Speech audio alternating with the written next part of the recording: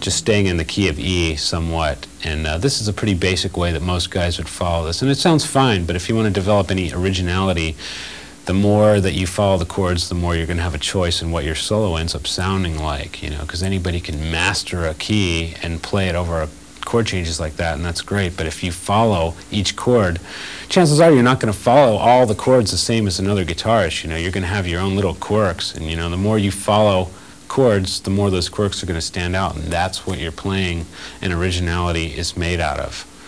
The way you do the things you do. Great song title. But here's the progression.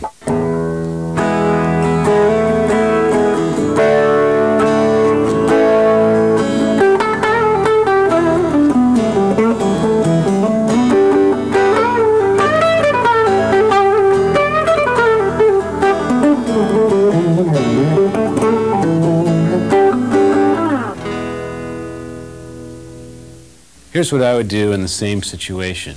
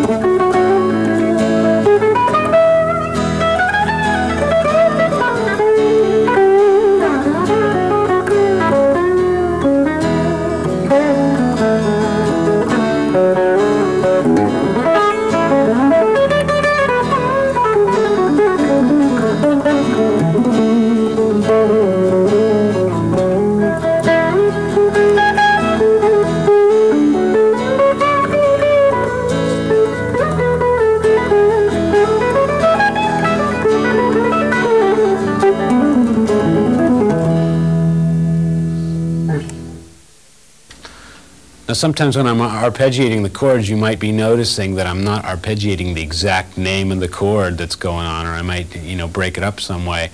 A relative chord is sometimes nicer part of it, like say for the key of E, a relative chord would be D flat minor, you know, so if the E is playing, I could play a D flat minor sort of chord, you know.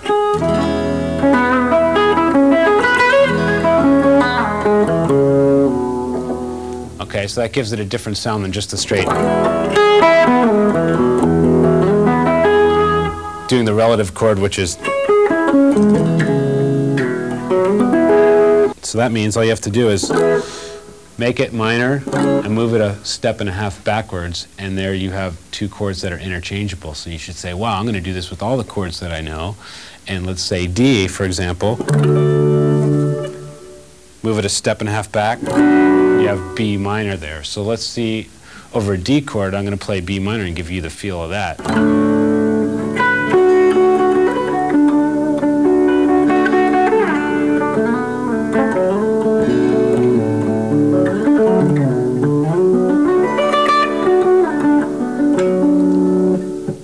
Kind of gives a real pleasant sound too. It's a little bit different, and if you break into it for just a second out of something normal, it's going to really stand up and give you some attention. The more knowledge that you have, the more control you're going to have, therefore the more aggressive you can play, and you can play the notes like you mean it. And it always comes across when a guitar player means what notes he plays, because he really digs in, and you can really tell that he feels it and he knows what's happening. And so you really want to try to learn as much as you can about the notes that you're choosing, and then you're going to just feel a lot better about which notes you do choose, because you're going to mean it and you're going to play it like you mean it. It's just going to come out all that much better. And I'm going to use distortion to play, you know, real aggressive stuff, you know, and usually you want to have distortion when you're playing aggressively, so that's what I'm going to do, and you're going to check it out. All the concepts that I talk about, you know, they're going to come through, and you're going to realize that everything that I've been talking about with clean tone and all that, it's all the same. It's all melody. Melody is all you're doing. All you're doing is making music. You can play it really aggressive. You can play it quietly. It doesn't matter. The only thing that matters is that you're aware of the notes that you choose.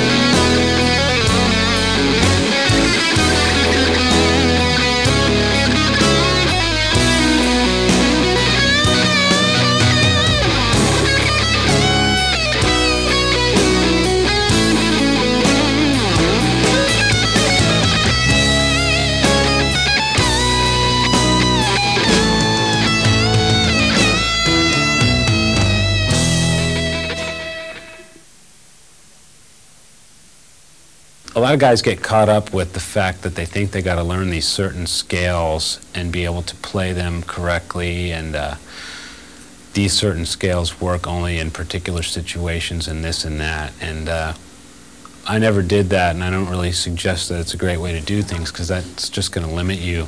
The way I kind of developed my own quote-unquote scales is I kind of made them up, and you can make them up yourself. The way I came up with this one scale, which it's got some name, you know, harmonic minor or something like that. I just heard a chord and I played notes. So I came up with something like this over like an A chord.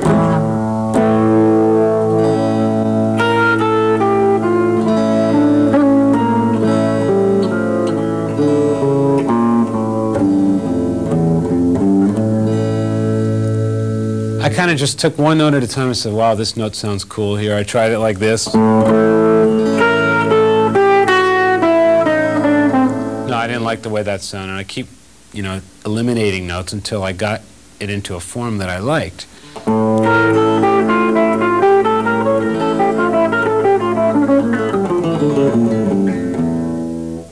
Okay, building on these patterns that you're going to be practicing, you can use them, you know, in your scale positions that you've made up, or you can use them in any kind of positions and cram them together in a way that's going to make you sound like you're playing a long flowing run, when actually you know that this long flowing run is like a combination of a bunch of patterns stuck together. And if the patterns aren't exactly the same, then it's going to sound a little bit more interesting and more flowing. If it's all the same, it's going to sound like, it's going to sound really obvious to the listener what you're doing. Like if say you do a straight triplet run, like, and you can like break it up in a way where you don't have to do just one of each. You can do one and one, two of the other, three of one, this and that, and you can make it